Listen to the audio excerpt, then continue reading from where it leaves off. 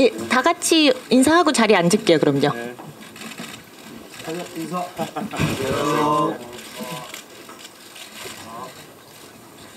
네, 저희 다 같이 인사드리긴 했는데 오늘 오신 기자님들께 송중기 배우님부터 한마디 인사 말씀 개별로 부탁드리겠습니다. 네, 안녕하세요. 저는 보고타 마지막 기회의 땅에서 쿠키 역할을 맡은 배우 송중기입니다. 바쁘신 와중에도 오늘 저희 영화 보러 와주셔서 진심으로 감사드립니다. 고맙습니다. 네, 영화에서 수영 역을 맡은 배우 이희준입니다. 이렇게 시간 내주셔서 관심 가져주셔서 감사드립니다.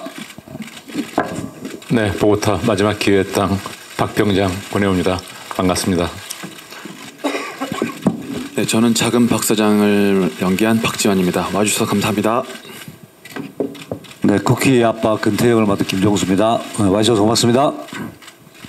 네, 그 훌륭한 배우들과 함께 일을 할 수 있었던 김성재라고 합니다. 네, 그러면은 지금 영화를 보신 기자님들께서 궁금하신 질문들이 많이 있을 것 같아서요. 저희 이제 기자님들께 마이크를 넘기도록 하겠습니다. 질문 있으신 기자님들은 손 들어주시면요. 저희 스텝이 마이크 전달드리도록 하겠습니다.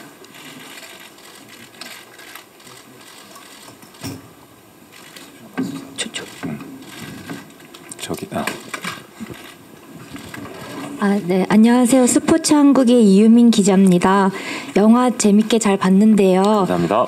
네, 보고타 현지 촬영이 쉽지 않았을 것 같은데 배우분들 모두 낯선 환경에서 각자의 캐릭터를 살리기 위해서 어떻게 표현을 하셨는지, 어떤 영향을 미치셨는지 그런 거 답변 좀 해주시면 감사하겠습니다. 저희 배우들 각자 말씀드리면 될까요? 네, 맞습니다. 아버지. 네. 네, 낯선 환경이라서 좋았고요. 그게 사실은 그걸 이끌어가고 또 그 현장감을 줄 수 있는 큰 힘이 됐던 것 같습니다. 예, 사실은 뭐 사전 지식도 크게 없긴 했지만은 뭐 스태프분들이 너무 많이 준비를 잘 해주셔가지고 한 뭐 3, 4개월, 5, 6개월 전에 가 계신 분도 계시고 해서 일단 뭐 촬영에만 전념할 수 있었던 것 같습니다. 네. 뭐 제한된 공간에서 배우들과 이렇게 함께 밥 먹고 같이 시간을 매일 보냈어요. 그러다 보니까 작품을 이야기할 시간도 많았던 것 같고 거기서 많은 생각들을 공유할 수 있는 것들이 더 많아서 정말 좋은 시간이었던 것 같습니다. 네. 저희가 머물렀던 지역이 영화상에서는 6구역이었습니다. 좀 뭐랄까 꽤나 평화롭고 그런 공간이었고 저희 틈나는 대로 항상 숙소에 있기보다는 그 길거리 노천 카페에서 그 사람들의 뭐 호흡과 그런 분위기 느낄 때도 있었고 틈만 나면 호텔 옥상에 올라가서 옷 벗고 태닝하고 그래서 조금이라도 현지에서 살아온 사람의 느낌에 대해서 한번 가져보려고 애쓴 적이 많았습니다. 네. 네, 저는 현지의 그런 리듬을 좀 느끼고 싶어서 살사 학원도 다녔었고요. 휴차한 날은 댄스 학원도 다녔었고 또 이렇게 그 한정된 공간에 조금 위험할 수 있어서 저희가 많은 구역을 벗어나지 못하게 이렇게 안전하게 권장했기 때문에 진짜 이 작품 모두가 보고타에 대한 이야기만 늘 했었었고 보고타가 어떻게 좋은 영화가 될 수 있을지 좋은 연기를 할 수 있을지 늘 그런 얘기만 매일 나눴던 것 같아요. 네. 네, 선배님들 말씀 듣다 보니까 저는 거의 매 회차 촬영이어가지고 촬영이 더 많아가지고 선배님들 재밌게 노셨네요. 저 부럽네요, 갑자기. 그 낯선 환경을 질문해 주셨는데 뭐 해외라는 게 워낙 항상 솔직히 변수가 생각지도 못했던 변수가 많은 환경이다 보니까 쉽진 않았지만 그 낯선 환경이라는 것에 집중하기보다는 어차피 저는 이 영화가 낯선 환경이지만 그곳이 어디가 됐든 그 안에 있는 이역만리 떨어진 곳에 모여있는 한국 사람들끼리의 갈등을 다룬다는 그 서사에 집중하려고 노력했기 때문에 선배님들하고 스태프들하고 좀 대화를 많이 하면서 또 그곳에 막 서로 같이 부대끼면서 있다 보니까 생각지도 못했던 아이디어들도 많이 나오고 해서 낯선 환경보다는 동료들한테 힘을 많이 얻으면서 덕분에 잘 지냈던 것 같습니다. 네. 네, 이어서 다음 질문 있으신 기자님 손 들어주시면 저희가 마이크 전달드리겠습니다.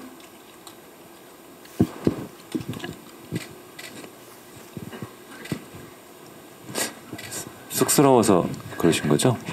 기자님. 영화 재미없어서 그러시는 거 아니시죠? 질문 부탁드립니다. 아, 네. 안 보여. 아, 제가 안 보였네요. 예, 저 서울신문의 김기준 기자고요. 안녕하세요, 좀 전에 예, 송중기 배우께서도 말씀을 하셨는데 제가 영화를 보면서 좀 궁금했던 게 이게 이제 한인 사회에서 어떤 갈등 같은 게 계속 벌어지고 서로 뒤통수 치고 이런 영화잖아요. 그래서 이게 어떤 그 IMF로 이제 좀 각박해지고 그리고 이제 콜롬비아라는 약간 이제 총기도 사용 가능한 그런 곳에서 벌어지는 사건인데 이게 환경에 이 질문은 감독님에게 그리고 송중기 배우에게 이렇게 두 분에게 드리고 싶은데 이런 인간의 본성이 어떻게 그 환경적인 측면이 강한 것인지 아니면 정말 이제 한국 사람들이어서 그런 것인지 아니면 이제 좀 그 이영만리로 이렇게 떨어져 가지고 어떤 그런 마음들 때문인지 이게 좀 계속 그 머릿속에 맴돌더라고요. 여기에 대해서 감독님과 이제 송중기 배우께서 말씀을 해주시면 좋을 것 같습니다.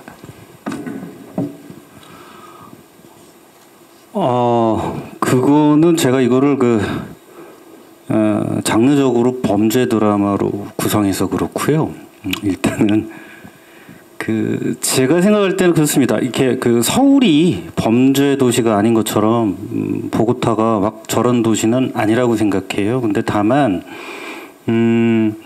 이게 이제 머나먼 곳으로 떠난 사람들에 대한 이야기를 다루고 그리고 이제 넓은 세계로 나가는 줄 알았는데 나가려고 했는데 그러니까 훨씬 더 작은 공동체에 갇혀 있는 사람들의 그 욕망과 뭐 갈등과 뭐 우정과 배신 이런 것들을 다루다 보니까 영화적으로 극화하는 데 있어서 조금 더 이제 뭐 익스트림하게 갔다고 생각을 해요. 그게 콜롬비아의 문제이거나 아니면 한국인의 문제이거나 뭐 그런 건 아닌 것 같아요. 그런 종류의 감정, 그러니까 떠난 사람들의 감정, 그리고 이제 일찍 어른이 돼버린 그런 청년의 감정을 표현하기 위해서 저런 종류의 장르를 선택했다고 저는 생각합니다. 네, 저도 기자님께서 질문해 주신 것처럼 처음에 그런 식으로 생각을 했었습니다. 무슨 말이냐면 시기로만 따진다면 감독님께서 IMF가 터지고 나서 한국에서 굉장히 희망을 아예 잃어버린 국희 가족이 떠나야 하는 명분이 생겨야 하기 때문에 시기적으로는 그 타이밍을 감독님께서 극본을 맡으셨을 때 선택하셨다고 저는 생각을 했었고 장소에 대한 거는 제가 생각했던 부분은 희망이 없는 한국에서 떠나서 저 멀리 뭔가 가까운 데는 아니고 멀리 떠났을 것 같다는 상상으로 그 멀리 떨어진 곳을 상상하신 게 남미였다고 생각이 들고요. 그리고 그 시기에서 한국인들이 뭐 있긴 하지만 그렇게 많지 않았던 시기에 콜롬비아라는 곳에 보고타, 물론 기자님 말씀하신 것처럼 막 저희가 막 시카리오나 나르코스라는 장르 그 작품처럼 막 총을 난사하고 막 그런 게 아니기 때문에 근데 총도 필요하고 그런 약간 무질서한 약간 그런 느낌의 장소를 콜롬비아 보고타라는 곳으로 선택을 하지 않으셨을까라는 저만의 생각은 했었는데 영화상으로 그렇게 물론 허구지만 그런 식으로 하시지 않았을까라는 생각은 하면서 저도 작업에 임했었습니다. 네. 네, 감사합니다. 이어서 다음 질문 기자님 마이크 전달드릴게요. 네, 안녕하세요. 저 오센 하수정 기자라고 하고요. 영화 안녕하세요. 재밌게 잘 봤습니다. 감사합니다. 이게 실화나 원작에 있는 이야기가 아니라 창작 이야기로 알고 있는데 실제 배경이 된 콜롬비아 보고타는 존재하는 나라잖아요. 근데 이제 워낙 불법 밀수의 천국으로 그려지고 거기에서 이제 워낙 주인공들이 그런 불법을 저지르는 게 보여지다 보니까 혹시라도 과거에도 비슷한 사례가 있긴 했는데 넷플릭스 수리남 같은 경우가 이제 전 세계 오픈이 되고 나니까 수리남 국가 측에서 우리를 너무 이제 마약 국가로 그리는 거 아니냐 하는 이런 게 좀 있었는데 아무래도 이건 감독님이 답변해 주시면 좋을 것 같은데 혹시 그런 거에 대해서도 조금 걱정하시거나 우려하시는 거 있으신지 좀 궁금합니다.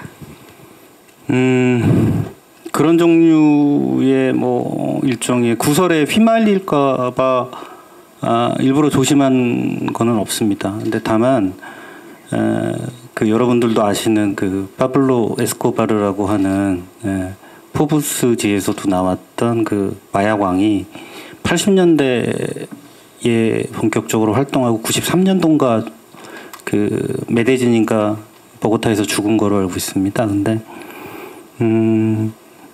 그 당시, 그러니까 이 영화 속에서 저가 설정한 그 시간 이전에 한 10년 정도는 실제로 보고타는 전 세계에서 가장 위험한 도시였습니다. 그리고 우리 영화 속 시대까지도 그런 여진이 남아 있는 것도 좀 사실이고요. 다만 말이 안 되게 그 어떤 그 일종의 그 뭐랄까요, 그러니까 장르적 허구를 부리려고 애쓴 거는 아닌데,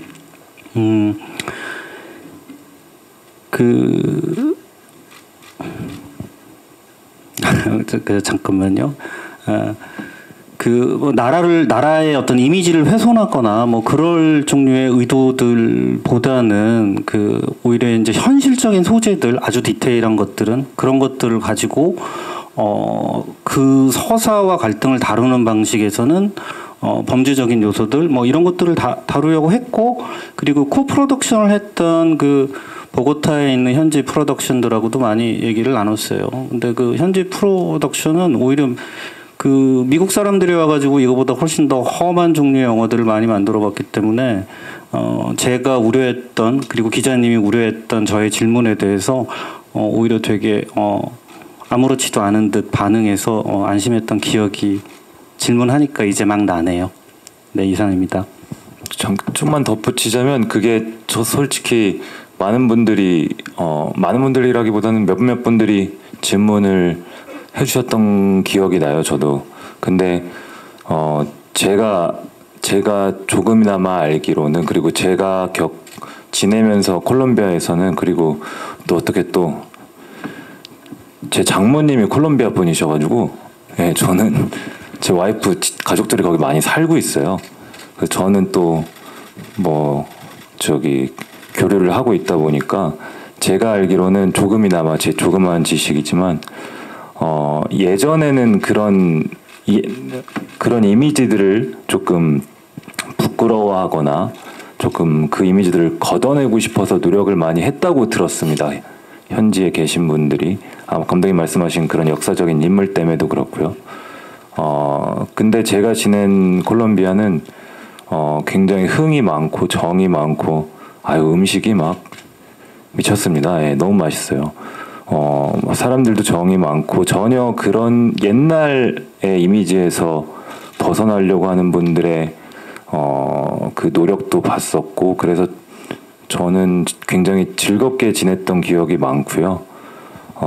그래서 그런지 좀 더 저는 이제 또 가족도 있고 하니까 더 친근한 곳이라서 그런지 모르겠지만, 그리고 저희가 촬영할 때만 해도 유튜브라는 매체가 발전이 안 돼서 콜롬비아에 대한 정보도 솔직히 접할 그런 게 없었는데, 요새는 보니까 막 많은 여행 유튜버분들도 많으시고, 그래서 좀 더 정보에 대해서 쉽게 얻으실 수 있을 것 같은데, 보시면 아시겠지만 그렇게 이제는 뭐 그런 이미지들이 조금 지워지지 않았나, 그런 생각에, 저희 영화 때문에 그런 이미지가 더 괜히 안 좋게 보일 거라는 생각은 저는 조금 사실 덜 하고 있습니다. 네. 네, 이어서 다음 질문 준비하고 계신 기자님 마이크 전달 드릴게요. 네, 저 중앙일보 나원정 기자입니다. 전 감독님과 송중기 배우님께 질문이 있는데요. 감독님께는 워낙에 전작도 그렇고 굉장히 치밀하게 그 관련 뭐 정황이나 배경들을 조사하시는 걸로 알고 있는데, 이제 보고타에서 다루시니 이제 한인 사회의 소재, 그 나라에 대해서 좀 관심을 갖게 되시고 좀 파고드시게 된 계기가 궁금하고요. 또 송중기 씨께는 최근에 넷플릭스로도 공개됐던 로기언에서 좀 낯선 공간에 떨어진 청년이 점점 이제 자신의 성장을 해나가는 모습이랑 어떻게 보면 좀 맥락상 또 연상이 되는 캐릭터라는 생각도 들었는데 좀 개인적으로 그 뭐 촬영식이나 이런 것들은 좀 다르시겠지만 두 작품 하셨을 때 좀 어떤 생각으로 선택을 하셨는지도 궁금합니다. 네. 이게 시기상으로 먼저 말씀드리면 기자님들께서도 다 아시겠지만 이 영화가 제일 먼저 찍었고요. 이 영화를 찍고 나서 찍다가 중간에 빈센조라는 드라마를 찍었고 끝나고 또 이 영화를 좀 더 찍고 마무리를 짓고 재벌집 막내 아들이라는 드라마를 찍고 화란이라는 영화를 찍고 그 다음에 이제 로기안이라는 영화를 찍었는데요. 시기상으로는 이 영화를 제일 먼저 찍었습니다. 그러니까 좀 제일 먼저 선택한 작품이었고 그 다음에 이제 한 횟수로 4년 반 지나서 로기안이라는 영화를 만난 건데 뭔가 저는 그런 생각으로 선택을 했던 것 같아요. 이제 보통 제가 이제 개인적으로는 부족하지만 드라마라는 매체를 하면 그 다음에는 영화라는 매체를 하고 그 다음에 또 이렇게 하는 거를 좀 제 밸런스에 맞다고 생각하는 편인데 드라마를 선택할 때는 이제 드라마는 아무래도 시청자분들께 조금의 판타지를 안겨드려야 되는 그런 게 있기 때문에 조금 영화에서 제가 선택을 하는 것처럼 요금은 감정적으로 정서적으로 좀 스산하거나 어두운 작품을 드라마 할 때는 선택을 할 수가 없는데요. 현실적으로 그런 것들을 제가 영화에서는 조금 많이 개인적으로 제 취향을 고집하는 편인 것 같아요. 그러다 보니까 기자님께서 느끼신 것처럼 약간은 비슷할 것 같은 정서를 느끼셨을 것 같다는 생각도 들고요. 그리고 제가 느꼈을 때 근데 둘의 캐릭터의 살짝 다른 부분은 저만의 생각에서는 로기안이라는 작품이나 특히 화란이라는 작품에서는 제가 맡았던 캐릭터들이 조금 의욕이 없거나 삶의 주체의식이 전혀 없는 조금 우리가 흔히 말하는 매가리가 없다고 하죠. 그런 캐릭터라면 구키라는 캐릭터는 제가 그렇게 경험이 많진 않지만 그래도 제가 선택했던 작품의 캐릭터 중에서는 굉장히 주체적이고 자기 의지가 확고하고 아주 그냥 욕망이 드글드글한 아주 욕망덩어리 캐릭터라는 생각이 들어서 그 정도의 콘트라스는 살짝 있지 않나라는 생각에 한번 변주를 해봤는데 네, 귀엽게 봐주셨으면 좋겠습니다. 감사합니다. 네, 감독님 답변 부탁드립니다. 제가 그 전작이 그 소수의견이라는 영화였는데 이제 그 영화를 끝나고 한 1년쯤 후에 이 작업을 하게 됐습니다. 근데 이제 기자님이 생각하니까 다시 한번 이렇게 되짚어 생각을 해보자면 소수의견은 그 당시로 보면 지금 여기 그러니까 한국 사회의 당대성을 그 표현하기 위한 사건 그리고 이제 그 사건을 둘러싼 어떤 마이너리티한 청년 변호사의 이야기였잖아요. 근데 그 영화가 끝나고 나서 당대성의 문제보다는 조금 더 이렇게 보편적인 감정 뭐 이런 거에 집중해보고자 한 그런 생각이 좀 들었고요. 그리고 지금 여기의 이야기가 아닌 이 멀리 떠난 사람들의 이야기라는 게 저한테는 매력 있게 다가왔습니다. 이제 요전에 질문에서와 마찬가지로 포함해서 말씀드리면 사실은 보고타가 아니라 그 어디라도 좋았을 것 같아요. 멀고 낯설고 생경하고 그런데 우리가 동경하지 않는 어떤 큰 도시가 이 지구상에는 많을 거잖아요. 그 중에 어떤 도시에도 작지만 한국인들이 살고 있고 그리고 모두가 이민을 갈 때 뭔가 꿈을 꾸겠죠. 넓은 세계로 나간다는. 그런데 가보면 막상 되게 작은 공동체 안에 갇혀서 살아서 훨씬 더 그 욕망이나 감정이나 이런 게 좀 선명하고 그러니까 밀도 있게 나타날 수 있는 뭐 그런 것들에 대한 매력 이런 것 때문에 선택했고 기자님이 말씀해 주신 것처럼 많은 취재와 인터뷰와 이런 범죄적 취재는 아니고요. 아주 디테일한 이런저런 것들 패딩 장사를 한다던가 지금 얘기해 보면 저 라쿠카라차라는 별명을 갖게 된 어떤 사람의 이야기, 그 다음에 콜롬비아에서 유명한 에메랄드 등등 생각해 보면 많은 것 같아요. 그리고 늘 성공하는 사람들은 보면 그 사회에 누군가와 꼭 연출을 닿아야 한다라는 건 그건 여기도 마찬가지죠. 그런 아주 디테일한 그 재료들을 찾아서 그것을 어떤 장르적 구성을 해가지고 어쨌든 12년 동안의 연대기지만 관객들이 지치지 않고 흥미롭게 바라볼 수 있게 그런 이야기를 만들어 보고 싶었습니다. 네, 이어서 질문 준비하신 기자님께 마이크 전달드리겠습니다. 네. 네, 안녕하세요. 저 헤럴드팝 이미지 기자인데요. 안녕하세요. 먼저 송중기 배우님께 질문 드릴게요. 네. 그 한 인물의 좀 긴 서사를 연기하셨잖아요. 그래서 좀 다채로운 얼굴이 보였던 것 같은데 좀 그런 표현에 있어서 좀 힘든 점은 없으셨는지 궁금하고 좀 그 다채로운 얼굴 중에서 좀 스스로 생각할 때도 좀 새롭게 느껴지는 부분이 있으셨는지 궁금하고 그리고 감독님 포함 모든 배우분들께 질문 드리고 싶은데 이게 어쨌든 팬데믹 시기에 조금 촬영 과정도 좀 힘들었던 걸로 알고 있는데 좀 올해 이제 마지막 날 이제 개봉하게 됐잖아요. 그 소감이랑 그다음 극장에서 봐야 하는 이유 또 이 영화에 대한 좀 자부심을 느끼는 부분이 있다면 말씀해 주세요. 역시 기자님 1타 4피 알겠습니다.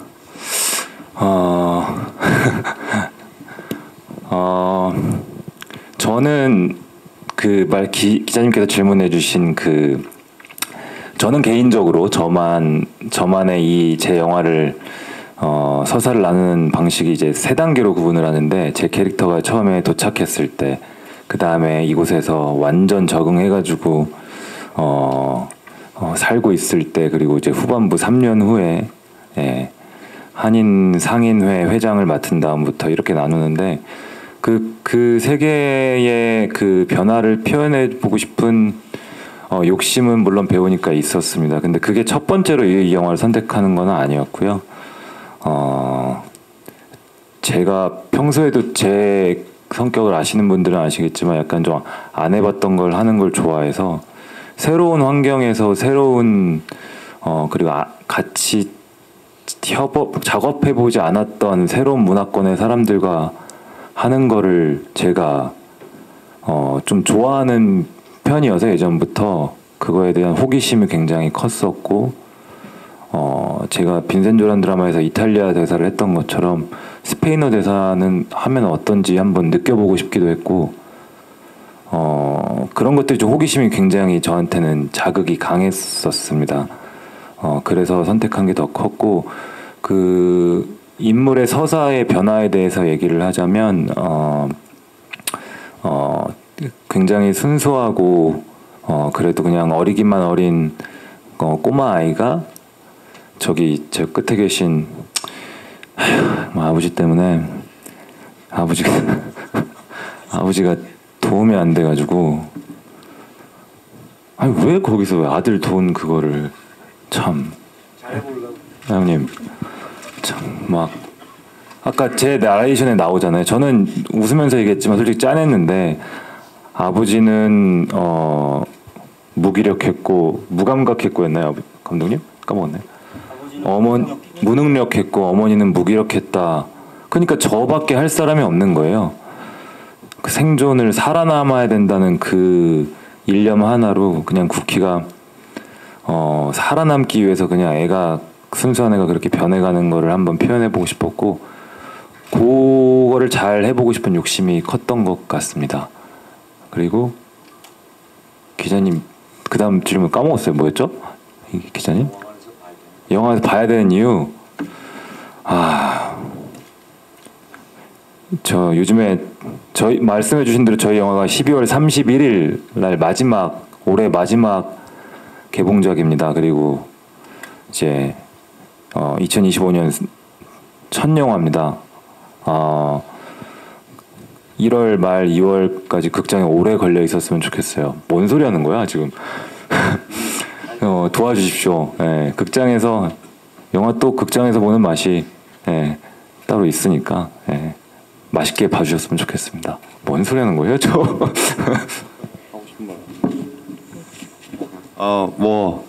네, 오늘도 다시 영화를 봤는데 보니까 다 같이 애썼던 게 막 기억이 나고 지금도 이 마이크에 보고타라고 쓰여 있는데 좀 비현실적으로 느껴질 만큼 저희도 오래 기다렸었고 이렇게 영화로 극장에서 여러분들한테 인사드릴 수 있게 되어서 보고타가 너무 감개무량합니다. 네. 그래서 이 영화는 저에게는 뭐라고 할까요? 변화하지 않음으로써 살아남겠다고, 버티는 자와 변화를 통해서 살아남겠다고. 그러니까 변화에 대한 이야기로 받아들이고 있습니다. 지금도 우리 시대는 또 오늘은 많은 변화 앞에 서 있는데 관객들은 이 영화를 어떤 마음으로 받아들일까 사실 저 궁금함이 있습니다. 물론 시대를 꽤 오래전에 배경으로 하고 있는 영화이지만 여전히 유효한 이야기가 아닐까라는 생각이 들고요. 올해 마지막과 새해 첫 날을 저희 영화와 함께 하시면 어떨까 생각합니다. 고맙습니다. 기본적으로 이게 어떤 사람들의 모험을 떠나고 시작을 하는 이야기라서 다시 재시작을 하는 이야기라서 좀 그게 오늘도 보면서 너무 흥미롭고 좋았거든요. 그래서 그 이야기를 보는 것만으로도 재미있을 것 같아요. 그거 기대만 갖고 영화를 봐주시면 정말 좋을 것 같습니다. 잘 좀 부탁드리겠습니다. 저는 개인적으로 오늘도 영화를 봤는데 각 배우들의 이제 얼굴의 표정들이 진짜 변하는 게 이 작은 화면으로는 그게 보실 수 있을까 싶어 좀 아쉬움이 있어요. 그러니까 송중기 배우의 제 국희의 순수한 얼굴이 단단해지고 차가워졌다가 다시 되게 여유로워졌다가 이런 모습들. 그다음에 우리 수영이의 뭔가 큰 스케일의 남자가 됐지만 또 이게 지고는 못 사나 또 인정받고 싶어하는 그런 또 이렇게 변해가는 비참해진 얼굴. 그다음에 우리 박병장의 마지막에 전화 받으러 가면서 눈 크게 뜰 때 좀 뭔가 다른 사람 같은 그런 느낌. 그다음에 우리 지환이의 댄스. 조연철 배우의 찰진 공항에서 욕. 이런 표정들이 극장에서 보시면 좀 이렇게 정말 사람 이야기구나. 환경은 다르지만은 물론 살아가는 표본은 아니지만은 그래서 그런 또 살아있는 또 다른 그런 재밌는 이야기를 느끼실 수 있지 않을까 해서 따뜻한 극장에서 보시기를 강추해드립니다. 네. 연대기 영화를 만드는 것에 대해서 두려움도 있었고 도전도 했던 것 같습니다. 연대기 영화는 늘 근사한 것처럼 보이지만 사실은 재미를 갖기가 참 쉽지 않은 것 같아요. 긴 시간을 2시간 안에 어떤 캐릭터들의 변화를 담아낸다는 게 저한테는 제법 흥미롭고 그 다음에 아주 괴로웠던 도전이었던 것 같기는 합니다. 근데 이제 영화를 보면서 인물들이 입장할 때와 죄다 다른 얼굴을 갖고 다른 감정을 갖게 하고 퇴장하는 배우들의 캐릭터를 보면서 함께 했던 시간이 저한테도 되게 공부가 많이 됐고 그 다음에 배우들을 더 존경하게 됐고 그리고 그런 것들이 관객들한테 잘 다가갔으면 좋겠습니다. 네, 감사합니다. 네, 지금 감독님께서 배우분들이랑 캐릭터에 대해서 말씀을 주셨는데 저희가 배우분들에게 공통적으로 다 같이 질문 하나 여쭤볼게요. 지금 이 작품에서는 보고타 한인사회에서 예측 불가능한 관계성의 변화들, 캐릭터의 관계성의 변화들과 또 배우들의 연기 대결이 쉴 틈 없이 펼쳐지는 보는 재미가 있는 작품이라는 의견이 있었는데요. 그래서 여기에서 보면은 국희와 수영, 그다음에 뭐 박병장, 작은 박사장, 또 국희 아버지하고의 관계 등등을 배우분들이 어떻게 연기 호흡을 맞추셨는지 각 배우분들이 캐릭터 호흡을 맞추신 거를 소감을 한 말씀 좀 부탁드릴게요. 저희가요.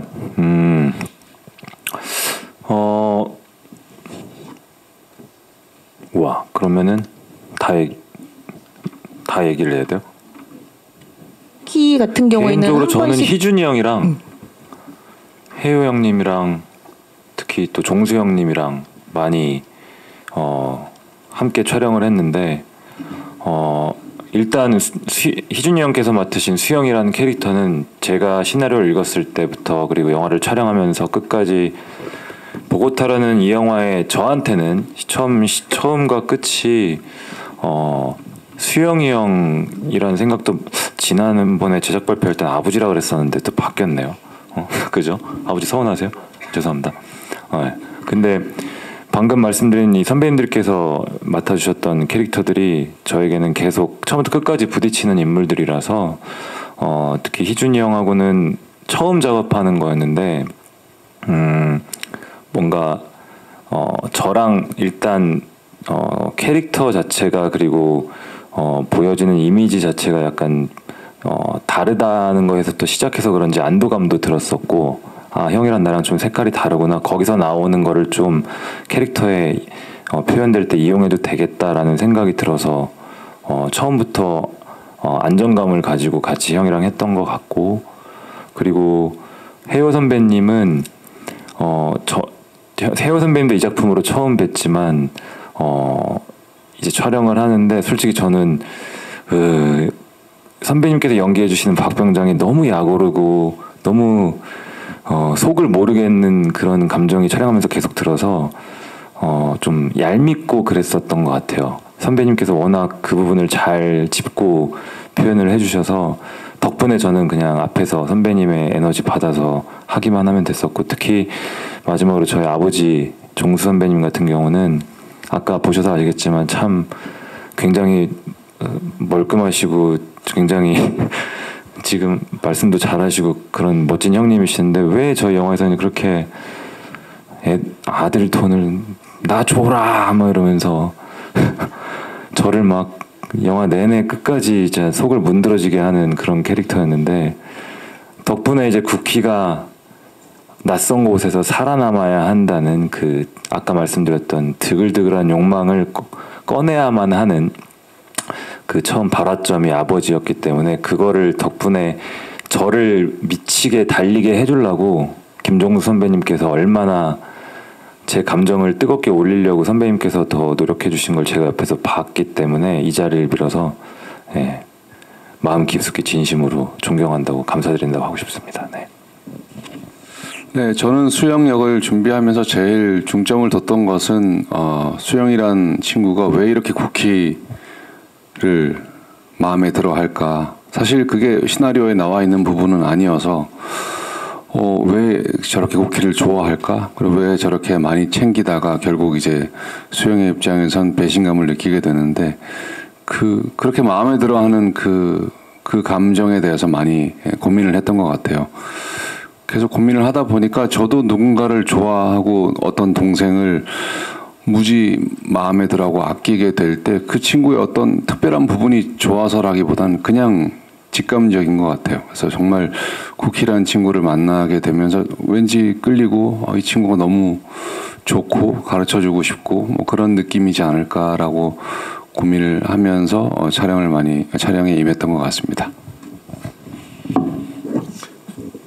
네, 아까 준기 씨가 얘기했지만 실제로 여기 저도 저 역시 다 작업을 쓴 거의 다 처음 해보고 우리 관계가 다 그랬던 것 같습니다. 어쩌면 이 보고타라는 영화 또 새로운 공간 자체도 그랬고 배우들끼리의 만남도 첫 만남인 경우들이 많아서 저는 어쩌면 그런 적당한 낯섦 이런 것들이 주는 힘들도 분명히 있었을 거라 생각합니다. 우리가 촬영을 할 때 배우들이 개별적으로 각자의 뭐 대단한 정확한 명확한 어떤 그림을 그리고 하지는 않습니다. 그냥 그때마다 그 상대를 믿는다는 마음만 있다면 그 상대 배우를 통해서 내가 이렇게 보일 수도 있겠구나. 그리고 또 관객들은 어떻게 봐줄까 그런 기대로서 개봉을 기다리고 있습니다. 그리고 뭐 믿어가는 과정 중에서는 촬영이 없는 날이면 늘 카페에서 혹은 옥상에서 태닝을 하면서 커피의 나라니까요. 맥주를 마시면서 그렇죠. 그렇게 보냈던 시간들이 새록새록 기억이 납니다. 네. 저는 뭐 제 역할은 뭐 제가 평소에 했던 역할의 결을 좀 그냥 보여줘도 무난할 수 있는 역할이라고 생각을 했고요.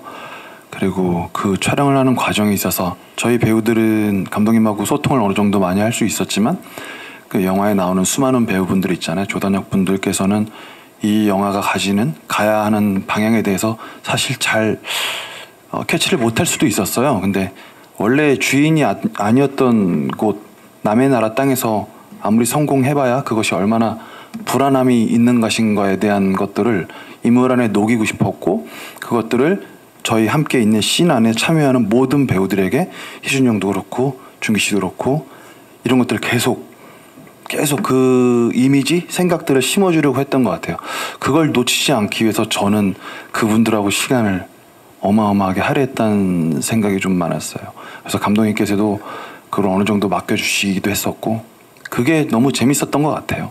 그게 보여서 너무 행복했고요. 네.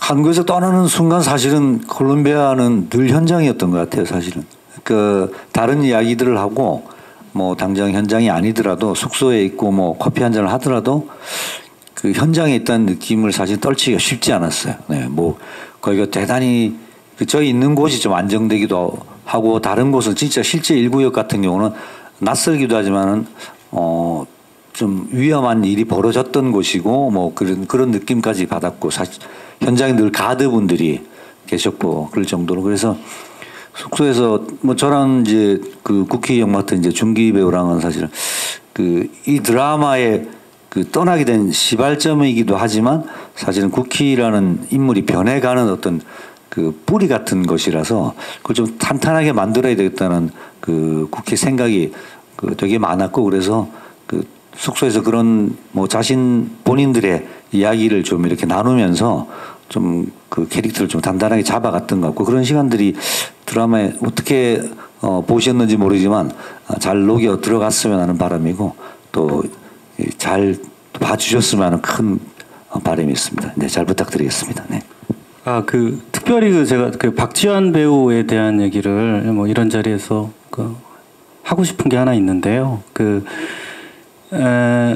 이 영화에 출연하기 전에도 이미 범죄 도시 1 같은 영화에서 아주 독특한 캐릭터로 관객들의 눈을 사로잡았고 그 이후에는 뭐 여러분도 아시다시피 모두가 사랑하는 배우가 됐는데 그런 거에 비하면 저희 영화에서는 오히려 되게 그 일테면 아주 장르적인 연기 굉장히 그 유능한 배우지만 가장 평범하고 가장 어쩌면 폭발하는 지점이 없는 역할을 맡아줬습니다. 그러니까 자기 역할보다는 이 작업 자체, 그러니까 이 영화 자체에 대한 이 관심을 표명해줬고 현장에서 특히 고마웠던 건 지금 얘기한 것처럼 여기에 없지만 그 산안드레시토 시장에 있는 그 이민자 한상 그룹들의 그룹샷들을 그 촬영할 때 늘 그 지환 씨가 그 배우들을 모두와 함께 그러니까 토론하고 리허설하고 그런 것들에 대한 이야기를 저한테 해주면서 연출의 많은 부분들에 대해서 지한 씨가 도와줬고 되게 작업 자체에서 헌신적이었어요. 그런 부분들에 대해서 이렇게 공식적인 자리에서 감사하다는 말을 하고 싶었습니다. 네, 말씀 감사합니다. 저희 질문 있으신 기자님 있어서 마이크 바로 전달드리겠습니다. 네. SR타임즈 심우진 기자입니다. 네, 안녕하세요. 네, 안녕하세요. 예. 그 앞에서 이제 나르코스 같은 해외 작품 얘기도 좀 하셨는데 저는 보면서 이제 이창동 감독님 초록물고기를 처음 봤을 때와 좀 비슷한 그런 몰입감과 좀 재미를 좀 느꼈어요. 와우. 예, 그래서 송중기 배우님 연기하신 그 국희 캐릭터 같은 경우는 좀 뭐 이렇게 좀 다르긴 하지만 그래도 그 초록물고기 그 한석규 배우님이 연기하신 그 막둥이 모습도 약간 겹쳐 보였거든요. 그리고 뭐 사실 뭐 저 개인적으로는 이 영화가 로맨스 요소가 좀 빠져서 좋았습니다. 그 감독님께 먼저 질문 드릴게요. 이게 감독님께서 이 작품에서 이제 각본 연출 작업을 하시면서 그 어떤 부조리함, 뭐 욕망, 허무함 같은 드라마 요소에 있어서 이게 굉장히 좀 이 영화가 특징이 있는 것 같은데 관객분들께 이런 부분에서의 그게 몰입감을 주기 위해서 좀 중점을 두고 어떤 작업을 하신 부분이 좀 어떤 부분이신지 궁금하고요. 그다음에 각 배우분들께는 이거 관련해서 각 캐릭터의 부조리함이라든지 욕망 이런 관련해서 좀 특성이 좀 다 다른 것 같아요. 그래서 그런 부분에서 이제 몰입감을 좀 더 하기 위해서 연기에 좀 중점을 두셨던 부분이 어떤 부분인지 답변 부탁드리겠습니다. 이창동 감독님의 영화를 그 예를 들어서 말씀을 해주셔서 이창동 감독님의 영화들을 예를 들어서 말씀을 드리겠습니다. 맞습니다. 그 사실은 배우들에게도 얘기를 안 했는데 저는 제 첫 국희의 이미지는 막둥이였습니다. 그런데 이 역할을 준기 씨한테 제안을 하고 준기 씨하고 이런저런 이야기를 나누고 그리고 준기 씨 자체를 봤는데 한석희 선배가 연기한 막둥이하고는 송중기라는 그 인간 자체의 기질이 좀 다르다는 걸 느꼈어요. 그러니까 훨씬 더 그 여리여리한 느낌에서 표독해지는 어떤 느낌이었다면 저는 준기 씨가 연기하는 그 어떤 세월 안에서의 변화는 그러니까 송중기라는 배우는 그 유약해 보일지도 모르고 부드러워 보일지도 모르는 그 얼굴을 하고 있는 것 같지만 사실은 되게 강단 있고 영화 속의 작은 박사장의 대사처럼 무대뽀 같은 면들이 있었습니다. 그런 약간 뭐 일종의 그 똘끼? 도라이 같은 태도? 그런데 젊은 어린? 뭐 이런 느낌들을 10분 살려주면서 저는 다른 느낌? 내가 처음 상상한 것과는 다른 느낌? 그런 식으로 풀고 가는 송중기를 보는 게 되게 흥미로웠다는 얘기를 드리고 싶고요. 그리고 또 하나의 이창동 감독님의 작품 중에 박하사탕이라는 영화를 좋아합니다. 그 영화가 보면 사실은 되게 긴 시절의 이야기거든요. 우리가 세월을 거꾸로 갔던 것을 기억할지도 모르겠지만 긴 시간의 어떤 그 시간의 단면을 잘라서 그 시절의 어떤 가장 중요한 사건을 중심으로 해가지고 세월을 점프를 해도 굉장히 몰입감 있게 바라볼 수 있는 어떤 연대기 영화의 어떤 저한테는 좋은 레퍼런스였습니다. 근데 이 영화 안에서도 각기 다른 시간대에 가장 중요한 사건 하나를 다뤄내고 그 사건 안에서 모든 인물들이 변화되고 이렇게 관계도 변화되고 그 다음에 이제 갈등도 생기고 그러면서 이제 마지막 파국이라면 파국 혹은 뭐 마지막 그 성장이라면 성장 뭐 이런 것까지 가는 과정들에서 저 영화가 나한테 좋은 예가 되겠구나 뭐 그런 종류의 생각들을 했던 것 같고요. 어쨌든 다른 방식으로 집중했던 건 이게 좀 지금 관객들한테 걸맞게 뭔가 필요 이상의 설명들 그런 어떤 이렇게 장황함들 이런 것들 없이 점프 됐으면 좋겠다는 생각들을 했어요. 교차 편집과 몽타주와 점프 컷들을 많이 사용했고요. 그것이 이 세월이 점프하는 것하고도 맞다고 생각을 해서 이 영화의 내용과 형식이 그런 식으로 맞춰내는 것도 되게 흥미롭겠다 이런 생각을 하고 작업했습니다. 캐릭터 준비할 때 주안점 둔 거 물어보신 거죠? 네. 저는 처음에는 굉장히 평범했으면 했습니다. 그냥 평범한 대한민국에 있을 법한 IMF 때 좀 고난의 길을 겪은 그런 가정의 아버지였기를 바랬고 그 다음에 이제 쿠키가 변해가듯이 반대쪽으로 이제 그 아래쪽으로 제가 끌어들이면서 오히려 쿠키라는 캐릭터가 포커스가 훨씬 많이 갈 수 있게 하려면은 그 해외에서 홈리스 분장이나 이런 걸 어떻게 해야 될까? 한 2kg를 뺄까? 뭐 이런 그래서 극 지점에서 그게 도움이 될 게 뭘까 이런 고민을 좀 했던 기억이 있습니다. 네. 제가 처음 시나리오를 받았을 때 작은 박사장은 조금 더 롤이 좋은 매력 있는 캐릭터였었어요. 근데 몇 번의 시나리오의 과정의 거침을 통해서 어떻게 되게 대단히 제한적인 어떤 큰 기능으로 묶여가는 걸 볼 수 있었거든요. 좀 슬픈 감정도 들었는데 그래도 저는 이 작품을 해야만 했었어요. 왜냐하면 작품이 너무 매력이 있었으니까. 그래서 했는데 영화를 보고 난 지금 심정은 대단히 이상한 마에스트로 하나가 엄청난 억제력을 갖고 대단한 곡을 만든 것 같은 기분이 들거든요. 조금 저한테 일찍 힌트를 주셨으면 제가 좀 더 무언가를 열심히 해봤을 텐데 그걸 눈치채지 못한 변변찮은 제 실력이 좀 부끄럽고요. 그리고 다시 한번 해보고 싶다라는 생각마저 들 정도로 아쉬움이 좀 있습니다. 네.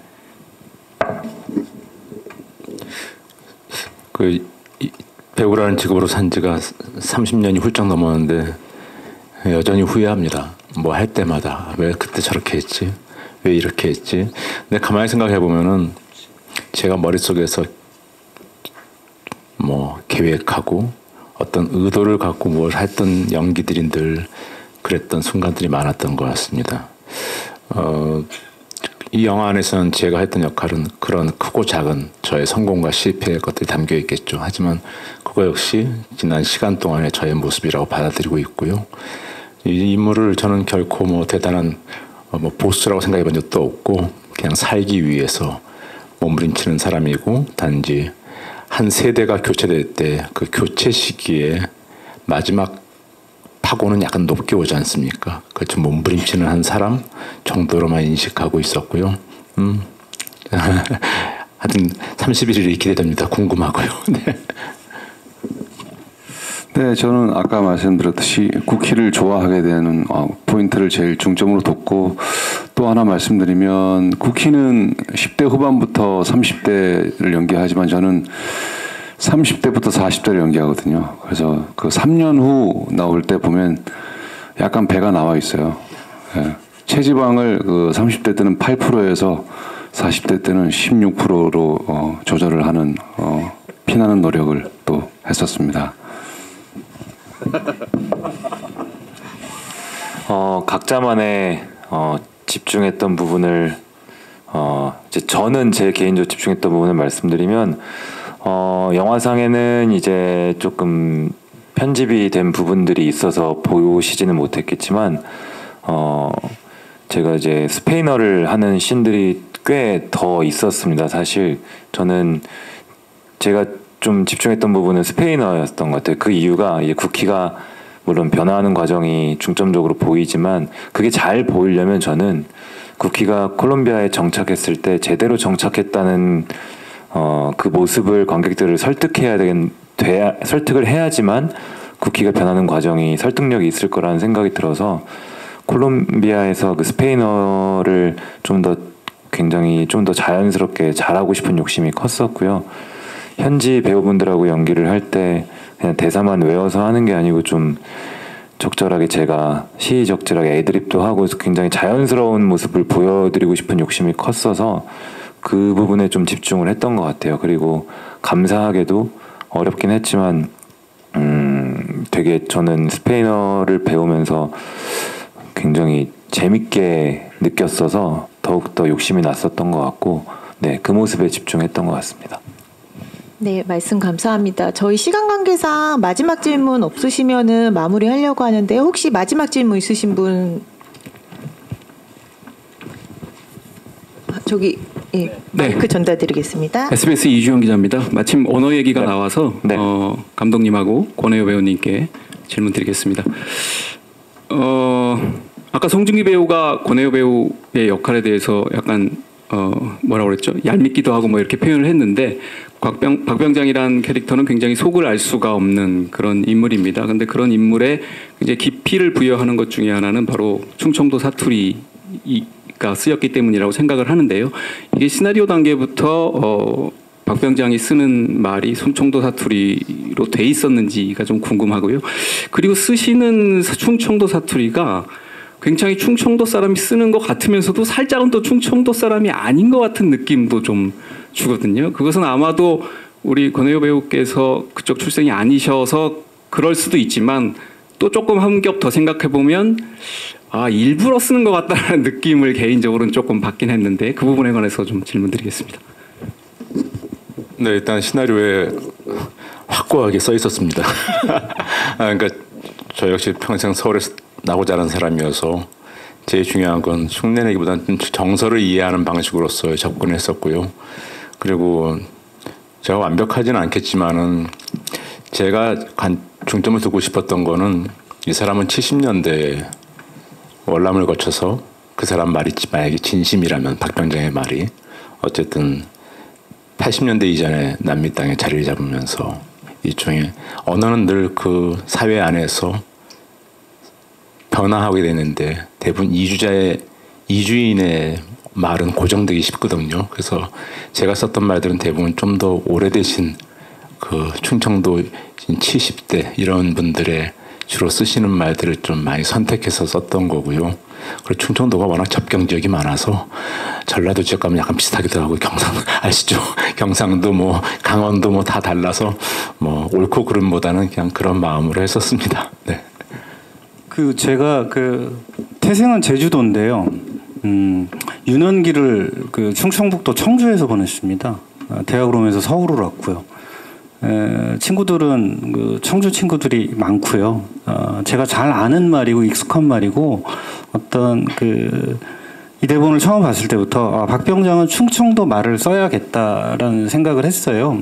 그래서 대본에서부터 했던 것 같고 혜호 선배가 했던 그 충청도 사투리는 제가 썼던 그 청주말하고는 조금 다른데 이런 생각도 좀 들었어요. 그러니까 뭐냐면 얘기한 것처럼 오래된 사람이고 이민자이고 마치 제주도에서 태어나서 청주 와서 살고 있는 우리 아버지의 그 충청도 사투리 같은 느낌도 들고 그래가지고 저는 아주 뭐 잘 어울렸다고 생각합니다.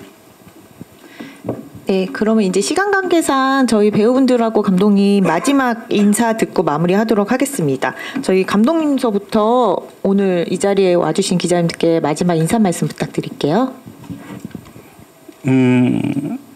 어쨌든 아주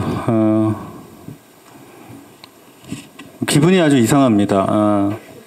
올해가 가는 마지막 날 결국은 드디어 마침내 제 입장에서는 이 영화를 개봉하게 됐고 상영이 끝나자마자 바로 이제 이 자리에 앉아 있는데 어떻게 봤을까도 되게 두근두근 궁금하고요. 어쨌든 대본을 쓰는 거로부터 시작하면 제 10년을 여기에 썼던 것 같습니다. 이제는 이제 여러분들한테 넘겼으니 잊고 다음은 뭘 할까 뭐 이런 고민을 해보려고 하고요. 어쨌든 이 자리에 와주셔서 감사합니다. 네, 한 해 끝자락에 시작해서 새해로 가는 영화가 됐습니다. 네, 그리고 겨울에 극장의 문을 열어서 봄으로 가는 영화가 됐으면 좋겠습니다. 네, 와주셔서 고맙습니다. 네. 네, 추운 겨울이니까 따뜻한 남미 한 2시간을 느껴보셨으면 좋겠습니다. 감사합니다. 네, 저로서는 지난 부산영화제에서 봤을 때의 느낌과 또 오늘 우리 기자분들과 관계자분들과 함께 봤던 느낌이 많이 달랐습니다. 관객과 볼 때는 또 어떻게 다를까 많이 기대가 됩니다. 우리 영화적 상상력이 현실 앞에서 압도당하는 시대를 살고 있는데 이 보고타는 저는 그냥 조금이라도 사람을 다루는 영화로서 기억됐으면 좋겠습니다. 네, 저도 기대하면서 관객들이 기다리고 있겠습니다. 네, 오늘 와주셔서 감사드리고요. 보고타, 저 머나먼 땅 보고타에 사는 한국 사람들의 이야기, 많은 관심, 사랑 부탁드립니다. 오늘 감사드립니다. 네, 저도 정말 오래전부터 작업해왔던 이 제 작품이 이제 관객분들께 인사를 드릴 수 있어서 정말 너무너무 마음 깊숙이 감사한 마음이 크고요. 잘 프로답게 겸손하게 당당하게 관객분들께 다가가도록 노력하겠고, 또 오늘 너무나 바쁘신 와중에 저희 영화 소개해 주시러 와주신 기자님들께 진심으로 감사드리고, 오늘 시간 관계상 못다한 이야기는 라운드 인터뷰 때 성심성의껏 말씀드리도록 하겠습니다. 네, 오늘 감사합니다. 와주셔서 감사합니다. 고맙습니다. 예, 저희 간담회는 여기서 마무리하고요. 저희 자리 정리하고서 포토타임 진행하겠습니다. 무대 준비하는 동안 감독님하고 배우분들께서는 무대 옆쪽으로 잠시 이동해 주시면은 저희가 안내 다시 하겠습니다. 포토타임은 배우 단독 컷에서 단체 컷 순으로 진행할 예정입니다.